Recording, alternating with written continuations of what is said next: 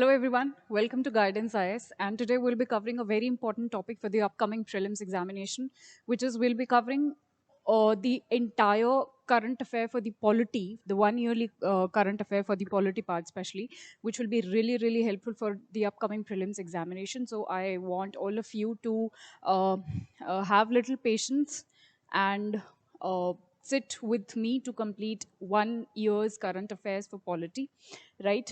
I have tried to cover all the important topics in today's lecture. So we'll be reading each and every important topic pertaining to polity part, right?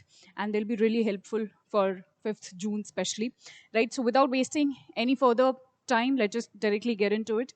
The first topic of our today's lecture is online dispute resolution mechanism. So our approach will be same like I always do. First, we'll be understanding the contextual part as to why it was in news and why is it important for our examination perspective. And then we'll come to the definitional part of it, wherein we'll understand the entire definition and the entire meaning of whatever topic we are reading. All right. So first thing first, what was the context of online dispute resolution system? So recently, Niti Aayog, in association with another body, which is Agami and Umdyar Network India, they brought together key stakeholders in a virtual meeting for advancing what? For advancing this online dispute resolution mechanism. Now, what is online dispute resolution mechanism? Before going there, I want to tell you something. I want to tell you a fact that recently National Judicial Data Grid, they have reported something. They've reported that in our country around 4.6 crore cases are there which are pending in court. So the rate of pendency, you can imagine, is too high, right? So to overcome this problem only, we have come up with a solution which is called online dispute resolution system. As the name indicates, that something here is happening online, right? It is not happening like it is happening virtually. Okay. Now, what exactly it is? So it is basically a type of a court, or you can say we are going to resolve the disputes between the two party, but it will be a virtual resolution of the conflicts. Okay? Unlike it happens in a physical form in a conventional court, here it will be happening in the online mode, in a virtual mode, right? I hope online dispute resolution mechanism is clear to you. All right. Now, how exactly we are going to do it? How exactly we are going to achieve it? So we are going to achieve it through ADR, that is Online Dispute Resolution Mechanism. Alternate Dispute Resolution mechanism, or ADR, alternate, as the name indicates again, कि conventional court से हटके कुछ alternate solutions हमने ढूंढे हैं जिससे हम अपने जो भी conflicts हैं between two parties, we can solve them. That is ADR. Now ADR have different mechanisms, or you can say ADR have different types. The types are, first is negotiation. So what does this mean? Negotiation or the mediation, and what are these types? These types basically predicts or depicts that using these types or using these mechanisms, we can dissolve any dispute virtually. Or not exactly virtually in ADR, but definitely in online dispute resolution, everything happens online. But what happens in ADR में ये कुछ हम mechanisms use करके we try to resolve the dispute between the parties. The first is negotiation. Negotiation mein what we do, so traditionally in negotiation, basically it traditionally occurs directly between the parties and their counsel and does not involve a neutral third party. ठीक है? Negotiation में it does not involve the third party. Mediation, if we talk about, ये एक बहुत ही flexible process है that can be effectively used at any time during the course of the entire dispute. Now, third type is collaborative law. What happens in collaborative law? That both the parties are represented by a collaborative attorney, ठीक है? And both the parties agree not to litigate, and that is how they finally come to a conclusion of resolving a particular conflict. The fourth type is arbitration. Arbitration में what happens? There is a neutral arbitrator, ठीक है? दोनों parties के conflict को resolve कराने के लिए there is a neutral arbitrator, right? And he or she renders a decision called an award after there has been a representation of a evidence. ठीक है? So arbitrator की help से we try to come to some kind of solution. Then last type is conciliation. Conciliation में neutral third party to communicate with the parties in exchange of information and settlement option. So these are the 5 types of ADR. You have to remember the names of it. You have to remember the meaning of it, definitely. And two things again, online dispute resolution ये आपको याद रखना है, और how we are going to achieve it, we are going to achieve it through the process of ADR only, which further includes the 5 mechanisms into it, right? If we talk about little legality of this, or you can say the constitutionality of it. So ADR mein, India has incorporated these uniform principles of ADR where in the Arbitration and Conciliation Act of 1996, which has been amended also after 1996 many a times, right? So that was all you need to remember if we talk about the definitional or the understanding part of what online dispute resolution or what ADR is. Now, the next question which arises could be that, okay, we are doing so much, we are putting so much into it, we are innovating new technologies to, so that the justice could be delivered at a speedy rate, ठीक है, ताकि pendency जो है, pendency rate हमारे country में कम हो सके, ठीक है. But what are the more advantages or the disadvantages of ODR could be, which is online dispute resolution? See, the first advantage and the very obvious advantage is it takes place at a private place, ठीक है. So basically it will helps in it maintains your confidentiality, right? It helps in maintaining the confidentiality since it is taking at a private space, ठीक है. Nobody can really see it, ठीक है, apart from the desired person. Second is no stress of conventional trial. Conventional trial मतलब जितने भी हमारे presently courts हैं जहाँ पर हमें physically जाना पड़ता है, and the crowd is there and everything happens in front of everyone. So there is no stress जितना conventional trials या conventional courts में इतना stress होता है, इतना यहाँ पर नहीं होता है. So basically जो physical court wala system yahan par nahi hai. Also, there's one point I'd like to mention here, that many a times you must have heard of the conflicts, the personal conflicts, ठीक है, personal family issues बहुत सारे होते हैं, and in our country it is still a taboo to go to the court.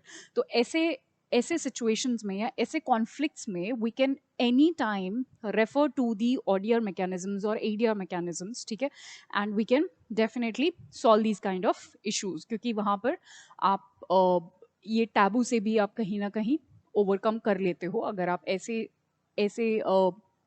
Space में अपनी चीज़ें handle करते हो या अपने ऐसे स्पेस में अपनी चीज़ें सॉल्व करते हो तो, right. Third is help during COVID. We know that COVID में the physical access to everything was almost zero, so such online dispute resolution mechanisms helped a lot of people during COVID also. The fourth one is clearing backlogs. Obviously, I have told you कि 4.6 crore pendency National Judicial Data Grid have quoted. So this will help somewhere or a lot, not just somewhere. This will help a lot if we implement it in a proper way. It will help a lot clearing the backlogs as well and decreasing the pendency rates in our country.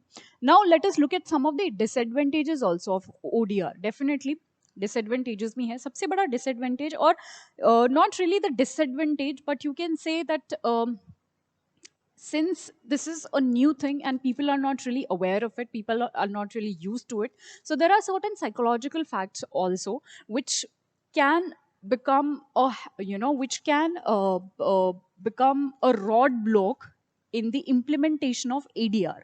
And the first one is the same only, unawareness. People are not really aware of these kind of mechanisms yet. So this awareness part is really important, and it is the duty of our government, of the not just the government, of all the stakeholders to spread the awareness to the people so that they can use such mechanism.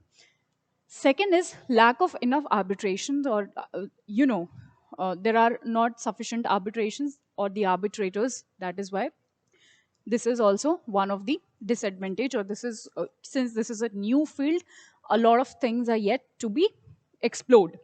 Third is people are not used to digital ecosystem. People are not used to digital ecosystem, and this is not just the problem with ODR. This is the problem with everything: online education, online job, online dispute resolution mechanism, or online anything. People are not used to the online ecosystem. So psychologically, also we need to aware them. We need to educate them, not just psychologically. We also need to educate them. ठीक है, digitally हमें उनको educate करना पड़ेगा. All right, so these are some of the advantages and some of the problems we might come across. All right, so this was about ODR. आगे बढ़ते हैं. Next is Andaman and Nicobar Islands, a very very important island, a very very important area. UPSC can any day ask question on this. They have already asked questions related to this part. They can ask you again as well. So we'll understand the context, and then I'll also take you to the mapping portion of it, wherein I'll be telling you what exactly is situated where, pertaining to Andaman and Nicobar Islands only. But let us first see what is the context. And see, context is nothing. There's no major context actually. Andaman and Nicobar काफी ज़्यादा news में रहता है. That is why I've taken up this topic. So Andaman and Nicobar Islands, popularly known as Bay Islands, holds a great significance for India from the maritime perspective, obviously, right, as well as from the ecological point of view. We know, right? ANI, which is Andaman and Nicobar Islands only, they provide for nearly 30% of India's EEZ. That is exclusive economic zones. Exclusive economic zone, you know क्या होता है? Exclusive economic zone basically are the zones, और आप बोल सकते हो वो territory होती है, वो सी में वहाँ तक हमारा राइट होता है, जहाँ पर जो भी सॉवरन स्टेट है, जो भी सॉवरन स्टेट का वहाँ पर राइट है, they can explore the resources of that particular area in the sea. That is exclusive economic zone. हर एक कंट्री का अपने एक्सक्लूसिव इकोनॉमिक जोन्स होते हैं, right? Now let me tell you certain indigenous people or the tribes of ANI. Again, a very important fact. So certain PVTGs या फिर particularly vulnerable tribal groups are there. First is Great Andamanis, Jarvas stays here, Onge stays here, Shompen stays here, और North Sentinels भी यहाँ पर रहते हैं. ये कुछ indigenous लोग हैं जो यहाँ पर मिलते हैं. You have to remember that. Now let us come to the mapping portion of it. Now let us see the map. Okay, so first look at this map. This is India, right? Here you will see the Andaman and Nicobar Islands. Let me tell you, this is Myanmar, or Myanmar's का ही जो, you know, there is a mountain range in Myanmar which is called Arakan Yoma mountain range. And this, the Andaman Nicobar Island, as you can see here, is the southward extension of this mountain range, which is Arakan Yoma only. Okay? So this is little bit about the geographical phenomena of it, that from where exactly they have arise. Okay, so this is Andaman and Nicobar. If we zoom in, you will see this. ठीक है, Andaman and Nicobar islands, जहाँ पर आप देखेंगे कि यहाँ पर port Blair पे हमारी ट्राई सर्विस कमांड, जो India's only tri service command है, is situated here. Here if you see Car Nicobar में, you will find Carnic air force base, right? And here you will find INS Kardip. You will find here, आपको यहाँ पर NAS बाज आपको मिलेगा. ठीक है, चलिए. Another map I want to look at, I want all of you to look at. This is again Andaman and Nicobar. यहाँ पर, this is North Andaman, ठीक है? Here only at the here middle Andaman के यहाँ पर, you will see Barren Islands, which is the active volcano. ठीक है? This is the active volcano. Here you will see Middle Andaman. यहाँ पर आपको South Andaman देखने को मिलेगा. This is the Port Blair, right? Port Blair. यहाँ पर आपको हैवलॉक आइलैंड्स देखने को मिलेगा, जिसका नाम भी रिसेंटली हमारी गवर्नमेंट ने चेंज किया है, right? Then you will see Duncan passage here. You have to remember all the locations. They can ask you as to where Duncan Passage is. They can ask you where 10-degree channel is. So this is the 10-degree channel which separates Little Andaman from the Car Nicobar, or you can say which separates Andaman from the Nicobar Islands. Very important point you have to remember. The next comes is Nicobar Islands, which is wherein It starts with Car Nicobar Islands. Then we come to, you can say, Little Nicobar. Then you have Great Nicobar, and here you will see Indira Point, which is the lowermost point or the southernmost point, right? So these are some of the areas you have to remember. You can take a screenshot of this map and you have to revise this map, especially before your examination. All right, so that was about it. Up next, we have OBC subcategorization. OBC subcategorization. OBC reservation ke bare mein you all must have heard of. Now, what is this OBC subcategorization? Actually, ho kya raha tha काफी time से that a lot of reports came regarding this, and they were of the opinion that 27 percentage जो reservation which is allotted to the OBC, the report says that जो पूरा 27 percentage है, it is not all the OBCs are getting benefited or getting, they're not gaining anything from this reservation.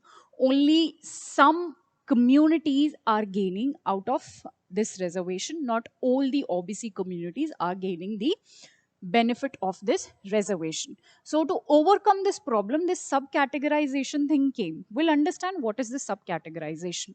देखिए, 27 percentage is given to OBC, ठीक है, as a reservation. Now, what is subcategorization? That we will subcategorize, or we will divide this 27 percentage also into subparts, and those subparts will be, they have divided into 4 parts according to a suggestion, which will be 2%, 6%, 9%, and 10%. ठीक है, and they will be allotted to different communities amongst OBC only. ठीक है, this you have to remember that here we are only talking about the OBCs only. हम यहाँ पर SC ST की बात नहीं कर रहे हैं. We will be dividing this 27% amongst the OBC communities only. This is what OBC subcategorization. See, just look at this map. This is OBC reservation. Okay? This is the full cake of OBC reservation, which contains 27%. And now what we are doing, we are dividing this 27% only into different OBC communities. This is what subcategorization is, right? So recently, Union Cabinet has approved 6-month extension to the commission appointed to examine the subcategorization of OBC. ठीक है, इसको extension मिला है इस commission को. इसको it was its 11th extension. काफी extensions मिल चुके हैं which were to the committee which was working on the subcategorization of OBC. Now, if we talk about the commissions which were working in this perspective, Rohini Commission. It was constituted under Article 340. What is Article 340? Article 340 basically says, let me write here. Article 340. Article 340 asks to constitute a commission, or it is basically for the constitution of a commission which will look into the conditions, and improvements of backward classes, right? And who will appoint this commission? Who is going to appoint this commission? So president is going to appoint this commission. This is Article 340. Okay. Now, so Rohini Commission was constituted under this article, okay, with the approval of the president. I have told you this. Okay? I have told you this, that president would be constituting this committee, right? And it was constituted in 2017 and had been constituted to complete the task of subcategorization only. This I have told you. Okay? Chaliye. To do what? To ensure equitable distribution. As I have told you that this was the major issue. This was the major concern, that 27% of the reservation is not going to all the communities of OBC. So to equally distribute the reservation, that everybody should get benefited from that reservation, that is why we have come up with the subcategorization thing, right? Then after this Rohini commission in 2015, what had happened, National Commission for Backward Classes, which was NCBC, also recommended that OBCs को हमें divide कर देना चाहिए among what, among extremely backward classes, more backward classes and backward classes, और different 27% को ही हमें break करके we should provide the reservation to different categories into OBCs only, right? Now, this was about सब categorisation of OBC. अगर हम थोड़ा सा इसका हिस्टोरिकल बैकग्राउंड की बात करें, जहां पर हम समझेंगे ओबीसी रिजर्वेशन कहाँ से शुरू हुआ था.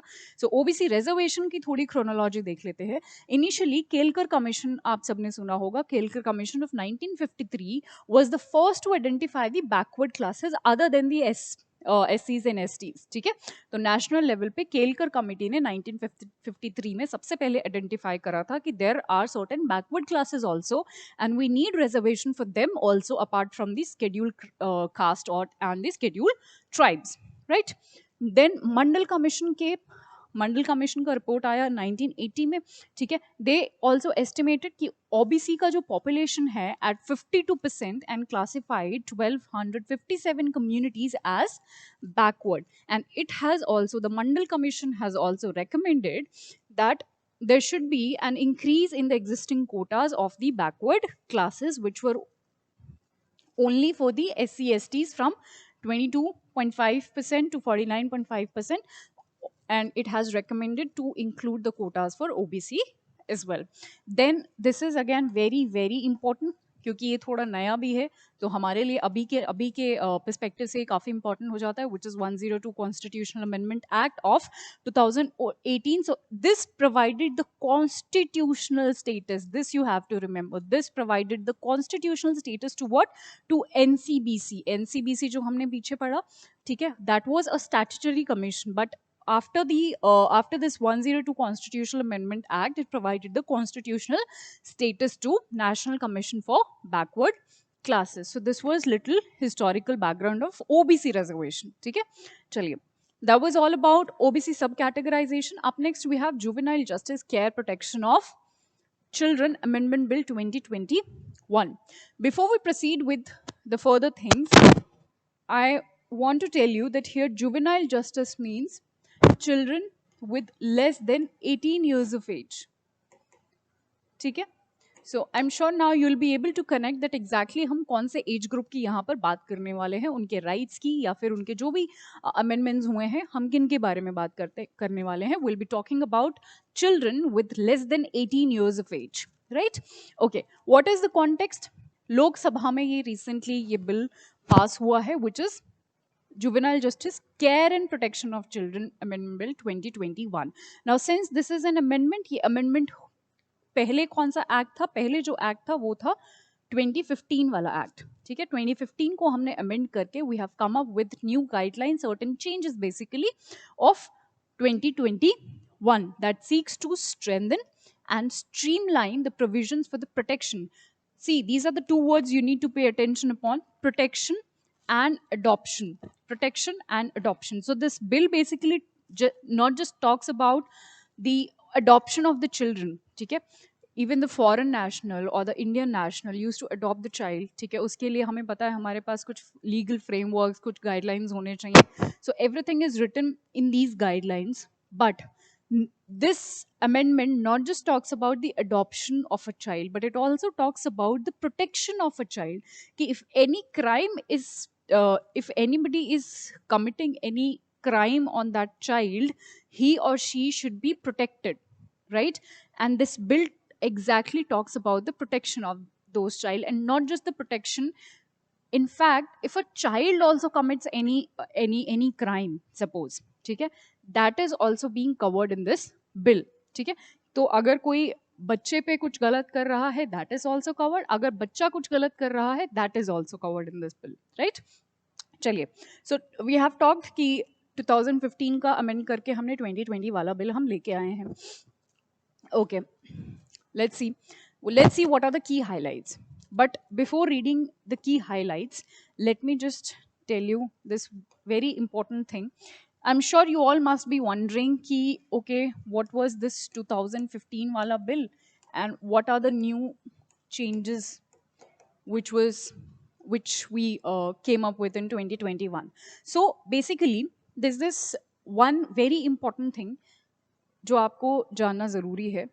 2015 में जो मिसिंग था वो हमने 2021 में इंक्लूड किया है. ठीक है, चलिए देखते हैं वो क्या है. 2015 में व्हाट यूज टू हैपन कि कोई भी अडॉप्शन के केसेस होते थे, अडॉप्शन का केसेस के जो फाइनल डिसीजन लेना होता था वो कोर्ट्स को लेना होता था, राइट. कोर्ट को लेना होता था. एंड यू नो हमारे हमारे कंट्री में कोर्ट्स के पास पहले ही बहुत courts are overburden in our country. तो उस वजह से क्या होता था कि कोर्ट्स डीले हो जाते थे. एक्चुअली प्रोसेस ये था कि कोई भी फॉरेन नेशनल या इंडियन नेशनल बच्चे के अडॉप्शन के लिए अप्लाई करते थे और with in 2 months of that application courts को डिसाइड करना होता था कि whether this adoption is legal और राइट और वट एवर. सो बेसिकली एक फाइनल डिसीजन पे पहुंचना होता था. बट कोर्ट्स के पास खुद ही इतने सारे केसेस हैं, बहुत सारे पेंडेंसी केसेस ऑलरेडी चल रहे हैं, तो कोर्ट्स टाइम पे डिसाइड नहीं कर पाते थे. ये एक बहुत बड़ी प्रॉब्लम आ रही थी 2015 तक, right. Now that we have come up with certain amendments in 2021, what are those amendments? Ki now the final decision will not be taken by the courts, rather district magistrate will be taking the final decision pertaining to the adoption of a child, ताकि जो भी है पूरा process जो है वो speedy हो सके. ठीक है. So to make the entire process timely or in a speedy, we had to come up with these amendments. ठीक है. So final decision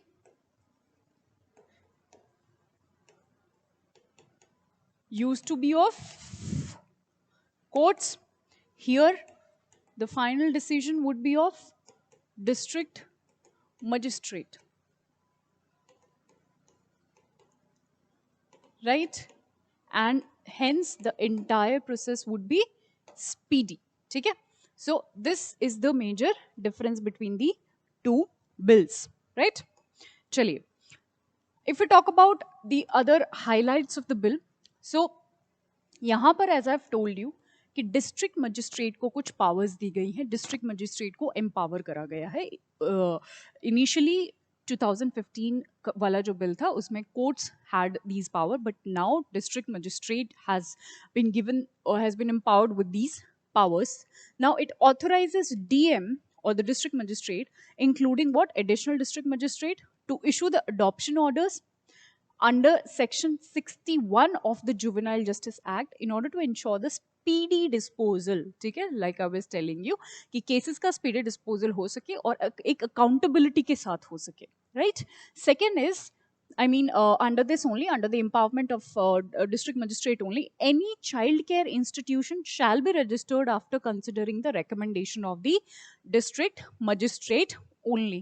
तो ये एक और पावर दी गई है. उसके अलावा डीएम ये भी इंडिपेंडेंटली इवेलुएट कर सकता है the functioning of the district child protection unit और द चाइल्ड वेलफेयर कमिटी और जुवेनाइल जस्टिस बोर्ड और स्पेशलाइज्ड जुवेनाइल पुलिस यूनिट या फिर चाइल्ड केयर इंस्टीट्यूशंस को भी ये कहीं ना कहीं उनकी फंक्शनिंग को इवेलुएट कर सकते हैं. This is also they have been empowered with. So this is the first point. Second is child welfare committees को लेके कुछ points दिए हैं इस बिल में. child welfare committees की जो eligibility है, eligibility parameters हैं, उनको appoint करने के लिए उनको थोड़ा सा redefine कर दिया गया है.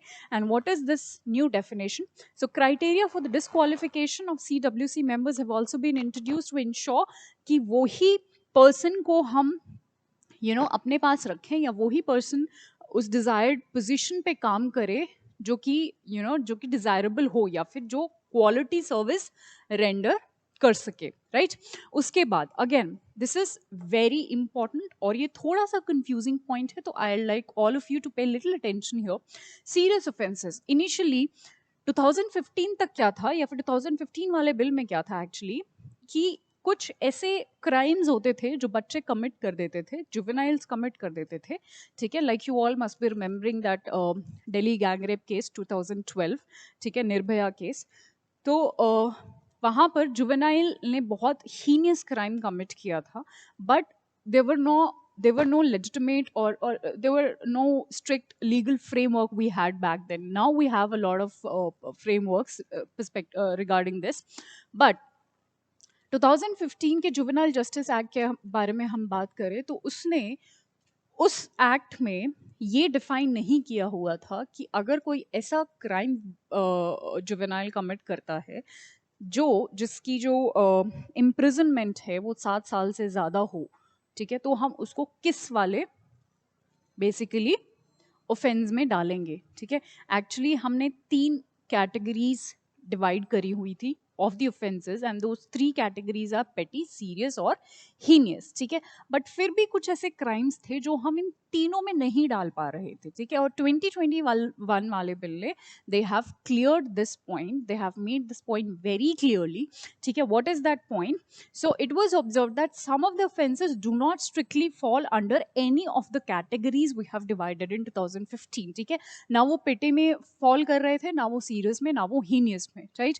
2021 वाले बिल ने ये जो लेकुना था उसको क्लियर किया है। So it has been decided that offenses where the maximum sentence is more than 7 years, like I've told you, कि जहाँ पर मैक्सिमम सेंटेंस 7 years से ज़्यादा है, एक्चुअली इन सारे ऑफेंसेस में जो सेंटेंसेस है वो सिर्फ 7 years तक है, कहीं ना कहीं कुछ में 3 to 7 years है, कहीं में अप टू 7 years है, अलग अलग हैं।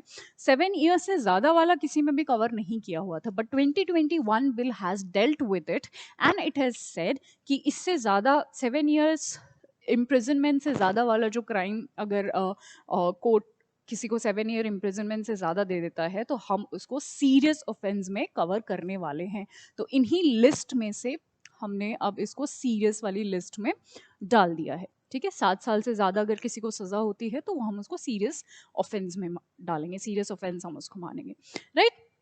So this was about the major highlights of the bill. I hope juvenile justice bill is clear to everybody now. Okay, चलिए। Up next we have Interstate Water Dispute Act. Interstate Water Dispute Act या फिर interstate river, जो भी ये जो भी चीज़ें हैं, आपको पता है इस साल के बजट में इन सब चीज़ों के बारे में बात हुई है। तो बजट में जब भी वाटर डिस्प्यूट्स या वाटर लिंकिंग प्रोजेक्ट्स के बारे में मेजरली बात हुई है, डिस्प्यूट्स के बारे में तो नहीं, वाटर लिंकिंग प्रोजेक्ट्स के बारे में मेजरली बात हुई है बजट में। तो चलिए हम अपने टॉपिक पर ही रहते हैं। इंटरस्टेट वाटर डिस्प्यूट एक्ट, ये बहुत he is one of the most contentious issues, काफ़ी टाइम से चलता आ रहा है, ठीक है। आपसे 10 साल पहले भी जिन्होंने यूपीएससी में प्रिपेयर करा होगा, they all must have read about these disputes, और आप भी पढ़ रहे हो। काफ़ी लंबे टाइम से ये इशूज़ चलते आ रहे हैं, still unresolved. Okay, but let us understand first that what is the constitutional provisions regarding this interstate water dispute. Entry number 17 of state list, हमें पता है we have union, state and concurrent list, तो उसी state list में entry number 7 says or it deals with water. So this is a factual point you have to remember. It deals with water, water में भी क्या, water में water supply, irrigation, canal, drainage, embankment, water storage and water power. If we talk about the union list के entry number 56 में it empowers the union government for the regulation and development of the interstate river and river valleys to the extent declared by parliament to be expedient in the public interest. So union list में भी it has a column wherein it deals with the interstate river and those disputes. अगर हम constitution के article 262 की बात करें, so in cases of disputes relating to the waters, article 262 has to say something.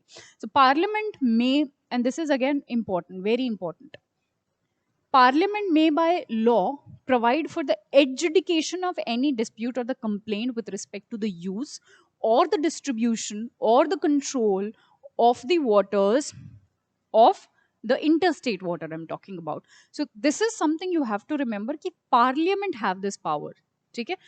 Constitution में, Constitution does not mention that Union government has this power or state government has this power. Remember, Parliament को assign किया हुआ है ये role under Article 262 that they have this power to deal with the interstate water dispute कि पानी कितना पानी किसको allot करना है. This you have to remember, right? This is a map I've put, again a very important map. I'd like all of you to pay little attention here. यहाँ पर कुछ मैंने important interstate river disputes डाले हैं. Let's start with the first one. Ravi Beas Sutlej dispute हमारे पास है. हमें पता है रवि ब्यास ये जो भी है इंडस के ट्रिब्यूटरीज हैं, राइट? इंडस के ट्रिब्यूटरीज हैं. इंडस के ट्रिब्यूटरीज आप ऐसे याद रख सकते हो. When I used to learn them, I used to learn them with a mnemonic called ICJ, which is Indus, Chenab and Jhelum. ठीक है, ये जो ट्रिब्यूटरीज हैं जो पाकिस्तान में फ्लो करती हैं, ठीक है. इंडस वाटर ट्रिटी जब हमारी हुई थी तो these three rivers were allotted to Pakistan, and the other three, Ravi, Beas, Sutlej, were allotted to India. ठीक है. So I learned with ICJ, Indus, Chenab and Pakistan. Anyways, so this is a conflict between, this is again interstate river conflict between Punjab, Haryana and Rajasthan.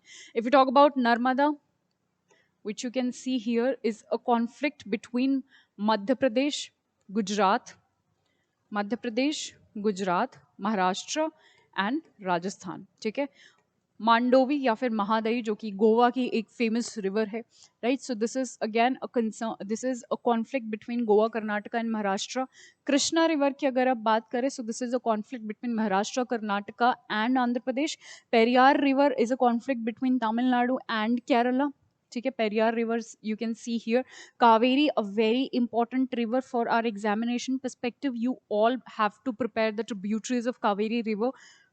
Kaveri river, the states concerned, the conflicting states regarding Kaveri river are Karnataka, Tamil Nadu, Kerala and Puducherry. ये चारों states में ही ये flow भी करती है, right? Godavari, if we talk about Godavari, you can see it is here. Godavari, the state concerns are Maharashtra, Andhra Pradesh, Telangana, Karnataka, Odisha and Madhya Pradesh. So there is a conflict between these states on the distribution of the water of Godavari river. ठीक है. Okay, so and Vamsadra, this is Andhra Pradesh. This is between Andhra Pradesh and Odisha. So these are the major water conflicts between certain rivers in our country. What you have to remember from this map कि जो भी river है वो that particular river is a bone of contention, or you can say is a conflict between which all states. ठीक है, like for example, Mahadai river is a conflict between Goa, Karnataka and Maharashtra. So you have to remember the names of those states, and of course you must remember uska jo bhi origin hai and where does it flows and everything you have to remember. All right, chaliye. Up next we have interoperable criminal justice system. Interoperable criminal justice system. Okay, first thing first, let us understand the context first, and then we'll understand what is this interoperable criminal justice system is all about. Context ये है कि central government ने अभी recently they have approved the implementation of the phase 2 of this system, which is interoperable criminal justice system, projected by Ministry of Home Affairs. Now we need to understand what is interoperable criminal. Inter, as the word suggests, inter is something which is between two things or two people or two countries where the two identities are involved, right? So what are we going to do here? We're basically trying to integrate IT with the criminal justice systems, right? This is एक line में the entire meaning should be clear to you, that we will be integrating IT with the criminal justice system, of course, in order to deliver the speedy justice or the affordable justice, or to help the investigation, right? That is why we are doing this. So what is exactly interoperable criminal justice system? ये एक national platform है for enabling integration of the IT system used for delivery of criminal justice in the country. I have told you in a very in a layman's language, in a very lucid language, कि IT को हमने integrate करना है criminal justice system से, ताकि investigation में help हो सके और कहीं ना कहीं हमारे justice delivery को हम boost कर पाएं in our country. It has 5 pillars जो कि हमने इंटीग्रेट करने हैं. The first is police, of course, through what, through crime and criminal tracking and network system. Then we have forensic labs में, ठीक है, जो भी आपके प्रूव्स वगैरह आते हैं, they go to forensic labs in the investigation and everything, you know, the lab work happens there. So forensic को भी हमने इंटीग्रेट करना है, FSLs को. देन ई कोर्ट्स को भी हमने करना है, ई प्रोसिक्यूशन को we have to integrate for public prosecutors, and e prison को भी वी हैव टू इंटीग्रेट, ताकि प्रिजन्स को भी हम कहीं ना कहीं एक बेटर इंटीग्रेशन प्रोवाइड कर सके. Alright, now who will be implementing all of this? NCRB is the body. NCRB we know is the body which is National Crime Records Bureau. हमें पता है it is a body wherein the repository of all the information regarding to a crime or a criminal is there, right? So NCRB is responsible for the implementation of the entire mechanism, along with what? NIC, which is National Information Center. And the project will be implemented in the collaboration with of states and union territories as well. So you have to remember this also. चलिए आगे देखते हैं. Yeah, this is just a diagrammatic representation to make you understand that all of this we have to integrate. We have to integrate the judiciary. We are integrating the police. We are integrating the FSLs. FSLs is forensic science laboratories. I have already told you about this कि forensic science labs को भी हमने integrate करना है, ठीक है. और कहीं ना कहीं citizens को भी we have to integrate, ठीक है. But these 5 pillars only you have to remember, and the major you know, the major theme you should remember कि IT को criminal justice system से हम integrate करने हैं. ये कुछ pillars हैं ताकि हमारी speedy जो भी है justice हमें मिल सके या फिर investigation में help हो सके. That is all you need to remember about this particular topic. Up next we have amendment to Article 80. Amendment to Article 80. Okay, first understand कि ये Article 80 news में क्यों था, and then we'll understand what this Article 80 is all about. Article 80 was in news because Chandigarh Municipal Corporation has approved a proposal to amend this article of this constitution. And उन्होंने बोला क्या है? This amendment says that its councillors या फिर जिनको हम पार्षद भी बोलते हैं, could send a representative to the Rajya Sabha, ठीक है. But it is not actually constitutional, and I'm going to right now prove as to how and why is it not possible.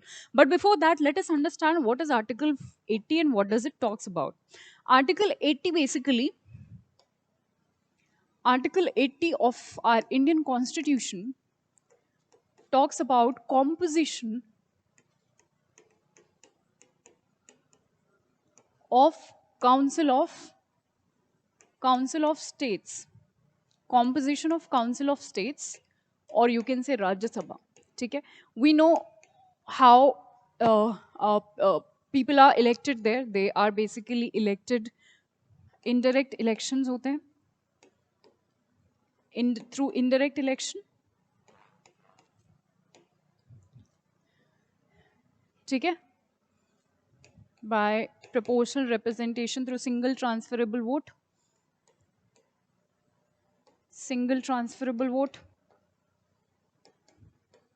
This you know, this you all must have read in your static part of polity. I'm not going into the details of it, but what is important, just remember that Article 80 talks about the composition of the Council of States, right?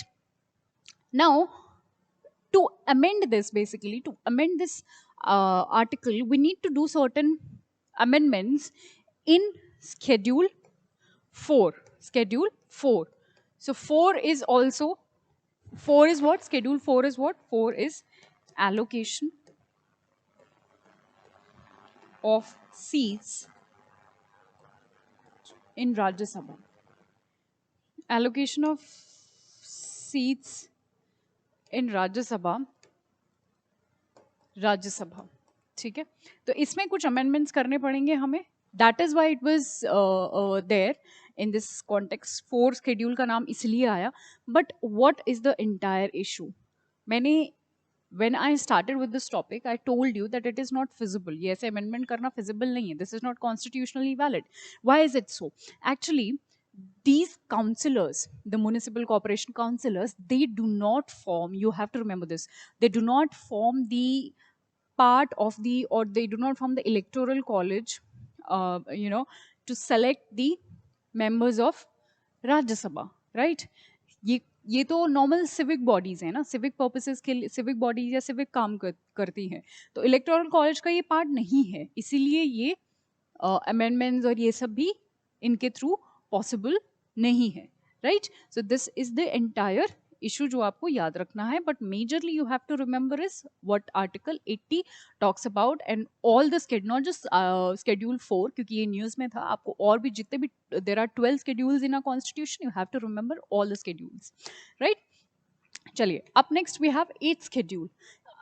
Again, a topic from schedules only. So like I've told you, you have to remember all the schedules, especially for a prelims examination. In mains also you can write them, definitely it will be an advantage to you only, but for prelims they can directly ask you, and these type of questions are very easy, you cannot miss out on them, so you have to memorize them.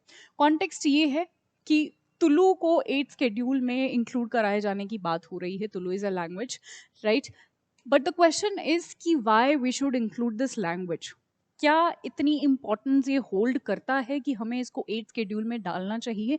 So there are certain facts जो ये कहते हैं कि yes, it holds a very important place in our country, that it should be a part of the official languages which forms which comes under part 17th of our Indian Constitution, and it deals from Article 343 to 351. ठीक है? Official languages. ठीक है? It is Part 17, Article 343 to 351, and it deals with, of course, 17th deals with official languages. So yes, it holds certain importance that it should be included. It should be a part of official languages under part 70.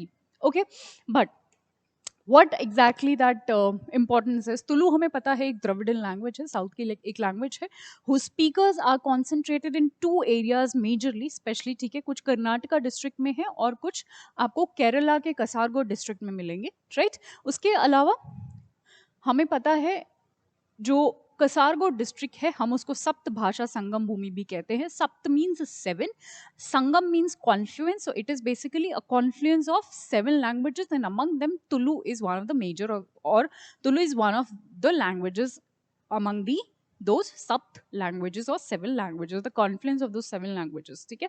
Census ने भी ये report किया है कि Tulu speaking जो लोग हैं, they are more in number than people who are speaking Manipuri and Sanskrit, which are already a part of 8th schedule. So they are of the opinion that if Manipuri and Sanskrit could be a part of 8th schedule, और तुलु के तो इससे ज़्यादा speakers हैं, तो Tulu should be also a part of official languages, right? So why this demand? So basically efforts are being made to include Tulu in the 8th schedule of the constitution. और अगर इसको इनकी ये demand पूरी हो जाती है, so what benefit are they going to get? So उनका कुछ, they would get recognition from Sahitya Academy, और Tulu की जो books हैं, they would be also translated into the other recognized Indian languages. These are some of the benefits they are going to get after the recognition of the Tulu into the 8th schedule or as a part of official languages under part 17th of our Indian Constitution, right? See, these are those languages which forms a part of official languages under part 17 of our constitution. The first is Kannada, which is spoken majorly in Karnataka. Then Malayalam we all know it is spoken in Kerala. Maratha from Maharashtra, Bengali from West Bengal, Gujarati from Gujarat, Hindi from many of the North Indian states. Kashmir, Jammu Kashmir, Assamese, Assam, Tamil Nadu, Telugu, Andhra Pradesh and Telangana, Urdu we know, Jammu Kashmir, Telangana and UP, Odia, Odisha, Punjabi, Punjab, Sanskrit, Karnataka के कुछ Shivamogga district में there is a section who speaks Sanskrit, Sindhi, Rajasthan, Gujarat, Madhya Pradesh, then you have Manipuri from Manipur, Nepali, Sikkim, Assam and Arunachal Pradesh में बोली जाती है. Then you have Konkani from Goa, Maithili from Bihar and Jharkhand. Then you have Santhali, West Bengal, Jharkhand and Odisha, and lastly Dongri. I think yeah, Bodo is also left, na? हाँ जी. So there are certain languages. This is not the entire list. There are certain languages, but this is, you can have an idea of what all are the languages which are included in this list, right? So demand यही है कि इसी list में तुलु को भी include करा जाना चाहिए. आए दिन डिफरेंट डिफरेंट लैंग्वेजेस के लिए डिमांड आती रहती है. आपने कुछ दिनों पहले भोजपुरी के लिए भी ये डिमांड सुनी होगी. भोजपुरी के लिए भी उनके स्टेट ने ये बोला था that it should be a part of, it should be made a part of official languages under article, under part 17th of our constitution, right? Moving ahead with the next topic, one nation one election. One nation one election. Context ये है कि हमारे जो election commissioner हैं उन्होंने ये बोला है that we are ready to implement this, to launch this, everything is ready. ठीक है, but we should understand what is important for us, for our exam perspective is to understand what one nation one election is. इसके advantages क्या हैं, इसके disadvantages क्या हैं. ठीक है, so it basically refers to hold the elections of what all, of Lok Sabha, state legislative assemblies, even panchayat के भी इलेक्शंस होते हैं वो भी. ठीक है, तो ये एक इंपॉर्टेंट पॉइंट है जो आप मिस आउट कर सकते हैं.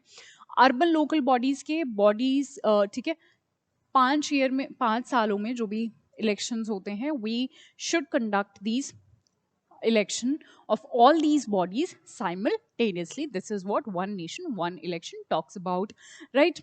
But we have certain challenges. But before coming to those challenges, let me take you to the historical background of it. We know 1952 में जब elections held हुए थे, it is not कि one nation one election never got conducted in our country. They used to happen, they used to get conducted. 1951 52 की जब हम बात करेंगे तो one nation one election only used to happen. ठीक है, it kept on going till 1967, right?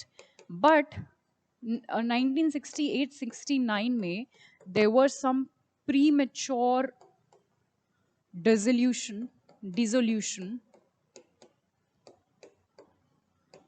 of legislative assemblies, of some legislative assemblies, due to which the cycle got interrupted, right? ये जो पूरी cycle चलती आ रही थी of the simultaneous elections, this got interrupted after 1967. ठीक है, और उसके बाद again now we are in 2022 and we are again talking about one nation one election. ठीक है, historical background is clear to you. Now let us look at some of the advantages along with the challenges we are going to face, or we are facing while planning the implementation part of it. ठीक है, so सबसे पहले हम challenges ही देख लेते हैं. We know कि जब वन नेशन वन इलेक्शन नहीं होता है, ठीक है, जो अभी जिस तरीके का इलेक्शन सिस्टम है हमारे कंट्री में कि every now and then you will see election happening at some part of our country. ठीक है, इसमें क्या प्रॉब्लम होती है, there is a massive expenditure you will see. ठीक है, crores and crores are being spent on the elections only. So massive expenditure का एक बहुत बड़ा प्रॉब्लम है, क्योंकि इलेक्शंस कहीं ना कहीं आपको दिखता है कि हर टाइम होते ही रहते हैं, right? Second problem is policy paralysis. Policy paralysis is the same because election are happening at such a frequent pace that you know the policies or the policy makers, they are not really focusing upon making policies or implementing them or working towards them. Okay, so this is what policy paralysis is. And if this one nation one election will be there are higher chances कि अच्छा एक बार elections हो गए, now we have these 5 years, we have to make policy, we have to frame policy, we have to look into it, we have to implement it, we have to do the work basically. ठीक है, तो policy paralysis वाला part कहीं ना कहीं काफी हद तक reduce हो जाएगा. Okay, if we talk about the benefits of simultaneous election, तो simultaneous election का सबसे पहला benefit है कि governance properly होगा. ठीक है, बेटर पॉलिसीज आएंगी, बेटर उनका इम्प्लीमेंटेशन होगा, बेटर फोकस्ड रहेंगे जो भी मिनिस्टर्स हैं, और कंसिस्टेंसी आएगी चीज़ों में, राइट? उसके अलावा एफिशिएंसी होगी गवर्नेंस की, और एक्सपेंडिचर भी कहीं ना कहीं रिड्यूस हो जाएगा. ठीक, बट प्रॉब्लम एक है नेगेटिव जो मैं आपको बताना चाहती हूँ, एक नेगेटिव पॉइंट है यहाँ पर। नेगेटिव पॉइंट ये है, negative point is basically for regional parties. Regional parties will be at the disadvantageous spot here. Why? I'll tell you. Because ये एक psychological fact है कि जब भी suppose in 5 years there is a election taking place and you have to vote for the state elections also, you have to vote for the center वाले elections also, ठीक है? आपको लोकसभा के लिए भी उसी टाइम पे वोट करना है, साइड में आपको स्टेट इलेक्शंस वाले के स्टेट में जो भी आपके जो भी खड़े हैं उनके लिए वोट करना है। So there will be high chances कि जिसको आप सेंटर में वोट कर रहे हो उसी को आप स्टेट पे भी वोट कर दो, ठीक है? उसी पार्टी को आप स्टेट पे भी वोट कर दो। तो ये साइकोलॉजिकल थोड़ा प्रॉब्लम होता है। इसकी वजह से जो रीजनल पार्टीज हैं they will be at loss. So this is one of the major concern of this election, ठीक है? इसलिए regional parties are not really in the favour of one this idea of one nation one election due to this point only, ठीक है? चलिए, now अगर हम कुछ constitution की बात करें, कुछ कॉन्स्टिट्यूशनल चेंजेस की बात करें, that what would be the constitutional changes जो हमें करने पड़ेंगे। सो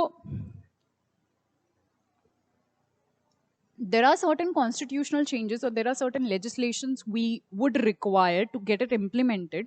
The first one is in Article 83.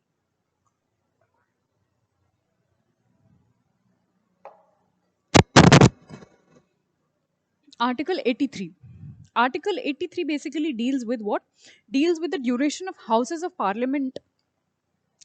This needs an amendment. Of course, जब सारी चीज़ें डिसॉल्व हो जाएंगी, ठीक है, हमें सब कुछ स्क्रैच से शुरू करना पड़ेगा, दोबारा से शुरू करना पड़ेगा। जब चीज़ें डिसॉल्व हो जाएंगी, ठीक है, सारे हाउसेस डिसॉल्व हो जाएंगे, तो हमें एक बेस ईयर लेके शुरू करनी पड़ेंगी चीज़ें।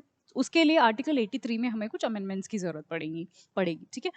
Along with article 85 which talks on the dissolution of the Lok Sabha by the president. Then you have Article 172, which is related to the duration of the state legislature. Of course, क्योंकि state भी involved हैं इसमें, even the panchayats are also involved, ठीक है? So वो भी हमें देखना पड़ेगा। Even 1951 का जो ROP Representation of People's Act है, that would have to also be amended to build in the provisions for the stability of the tenure for both the parliament and the assembly, ठीक है? And this should include the restructuring of the powers and the functioning of election commission of India के powers और functioning को भी हमने कहीं ना कहीं एक रीस्ट्रक्चर करना पड़ेगा, so as to better implement the provisions of one nation one election. I hope the entire concept is clear to you now. इसमें एक्चुअली अभी बहुत सारे चेंजेस होने बाकी हैं। This is in process only. तो अभी जो भी अपडेट्स आते रहेंगे, will keep on adding, will keep on reading everything, so do not worry as of now. चलिए, up next we have Partapi Narmada linking. As I've told you, this was mentioned in this year's budget, the water linking projects. तो इस साल के budget में our finance minister Nirmala Sitharaman, she mentioned about a lot of river linking projects, ठीक है? तो क्योंकि उन्होंने बजट में मेंशन किया था, इसलिए हमारे लिए एग्जाम में इंपॉर्टेंट हो जाता है, ठीक है? हम यहाँ पर समझेंगे इन तीनों रिवर्स के बारे में, इनके कुछ इस लिंकिंग प्रोजेक्ट के कुछ एडवांटेजेस और डिसएडवांटेजेस के बारे में। सबसे पहले कॉन्टेक्स्ट देख लेते हैं। कुछ ट्राइबल्स हैं जो इन रिवर्स के आसपास रहते हैं, उन्होंने इस लिंकिंग प्रोजेक्ट को के लिए प्रोटेस्ट कर रहे हैं। वो इसके फेवर में नहीं है, उस लिंकिंग प्रोजेक्ट के फेवर में नहीं है, और यही इसका सबसे बड़ा डिसएडवांटेज है। What is this disadvantage? That they will B displaced,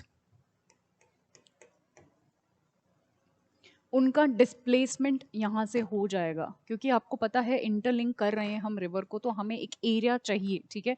interlink हम कैसे कर रहे हैं मैं आपको वो समझाऊंगी। हम कुछ डैम्स के थ्रू इंटरलिंक कर रहे हैं, तो वो डैम्स बनाने के लिए वी नीड अ लैंड। तो हमें जो भी वो ज़मीन चाहिए है, वहाँ पर there are people who are already residing there, हमें उनको डिस्प्लेस करना पड़ेगा। So this displacement is the issue and a lot of tribals are living there. तो उन ट्राइबल्स का डिस्प्लेसमेंट होगा। We are not very sure if they will be rehab, if they'll get proper rehabilitation or not, so that is why they're protesting against it, right? चलिए, this was the major concern and the context. If you talk about the static part of it, तो Narmada river, Tapi river और पर river को हम map में भी देखेंगे और उनका ओरिजिन और उनके स्टेट्स भी हम पढ़ेंगे. ठीक है, Narmada river, it is the largest west flowing river of the peninsular region. ठीक है, and it flows through the rift valley, हमें पता है, between the Vindhyan range and the Satpura range.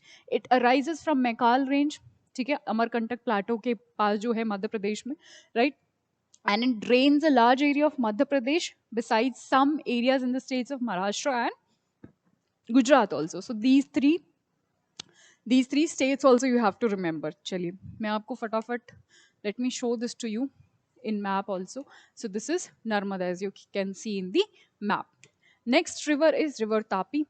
Again a westward flowing river है. It's originate from Betul district of Madhya Pradesh, Satpura ranges में. और इसके जो बेसिन्स है, it covers a part of Madhya Pradesh, Gujarat and Maharashtra. ठीक है, if you talk about the Par river, again it is in Gujarat with the source near Valpad village in Nashik, Maharashtra में जो है, राइट. फिर उसके बाद ये अरेबियन सी में ड्रेन कर जाती है. Let us see the mapping portion.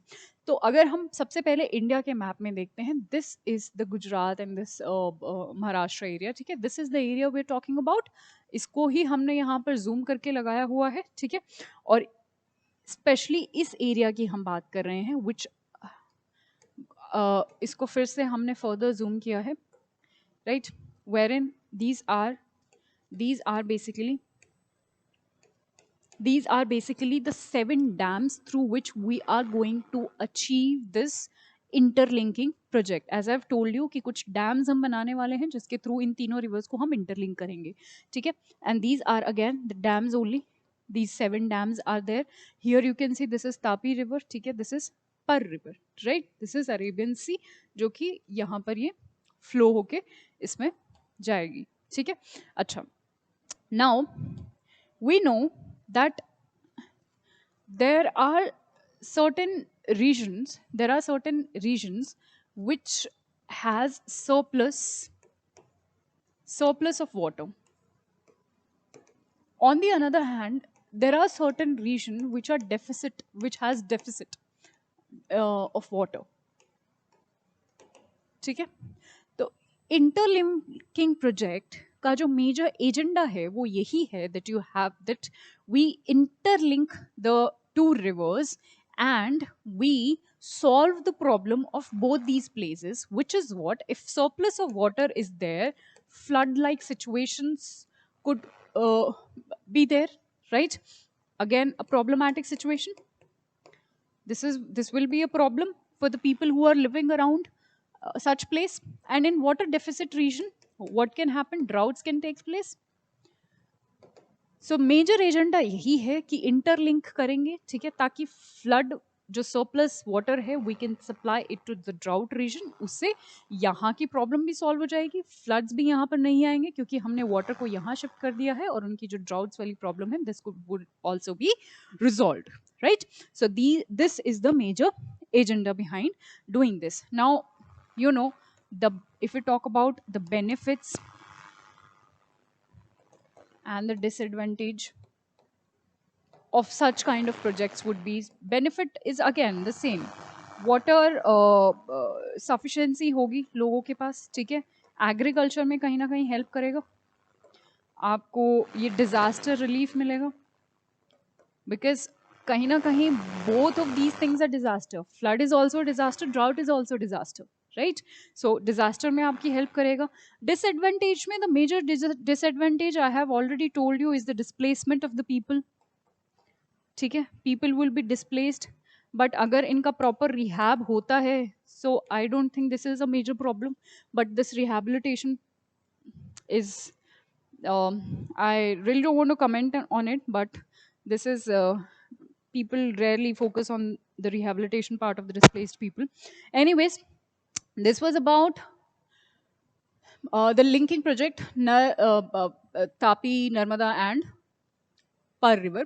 Up next we have foreigners tribunal. Foreigners tribunal के regarding अभी recently क्या हुआ है, Amnesty International जो कि एक NGO है, हमें पता है NGO है which works regarding human rights, ठीक है. So this NGO has raised allegation over the functioning of foreign tribunals in Assam.